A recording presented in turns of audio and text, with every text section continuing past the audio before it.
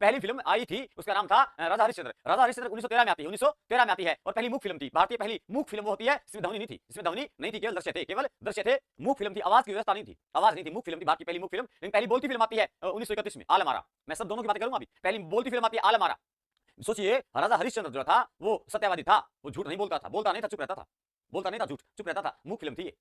आलम आरा आती है, वो 1931 में आती है, पहली बोलती फिल्म आलम आरा। आप सोचिए कि 13 में मूक फिल्म थी और 31 में बोलती फिल्म थी। एक 3 में बोली नहीं, वो 3 1 में बोल गई। जो एक 3 में बोली नहीं, वो 3 1 में बोल गई। ऐसे पता होना चाहिए, एक 3 में बोली नहीं, वो 3 1 में बोल गई। एक 3 में बोली नहीं मतलब राजा हरिश्चंद्र मूक फिल्म होगी, 3 1 में बोल गई। आलम आरा ने कारा मसा दिया, आलम आरा ने कारा मसा दिया 3 1 में। बात करते हैं दोबारा से, बात करते हैं कि ये जो फिल्म थी राजा हरिश्चंद्र, इसके पहले डायरेक्टर कौन थे? दादा साहब फाल्के। दादा साहब फाल्के थे। इसलिए फिल्मी जगत का सबसे बड़ा पुरस्कार होता है कौन सा? दादा साहब फाल्के पुरस्कार। दादा साहब फाल्के पुरस्कार जो है, इस फिल्म की हीरोइन थी कौन? बहन देविका रानी। पहली हीरोइन कौन थी? पहली हीरोइन बहन देविका रानी, देविका रानी थी। देविका रानी पहली फिल्म हीरोइन थी और दादा साहब फाल्के इसके डायरेक्टर थे, इसके डायरेक्टर थे। तो पहला दादा साहब फाल्के पुरस्कार देविका रानी को दिया गया।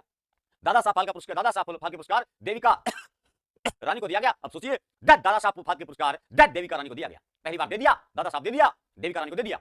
ये पहली महिला अभिनेत्री है, पहली महिला अभिनेत्री है। आगे चलते हैं। अब बात आती है आगे जो 31 में आलम आरा आती है। आलम आरा के निर्देशक डायरेक्टर कौन थे? अर्देशियन ईरानी। अर्देशियन ईरानी थे।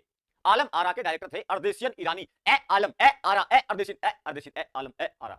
अर्देशियन ईरानी थे। ए आ ई वाली था। ए आलम आरा में डायरेक्टर था वो ए ई वाला ही था, ए ई वाला ही था, यानी अर्देशियन ईरानी था। डायरेक्टर कौन थे? ये थे। इतनी बात पता होनी चाहिए। मैं कहूंगा कि हाल ही में 2024 में सितंबर के महीने में 54वां दादा साहब फाल्के पुरस्कार किसे दिया गया? मिथुन चक्रवर्ती को।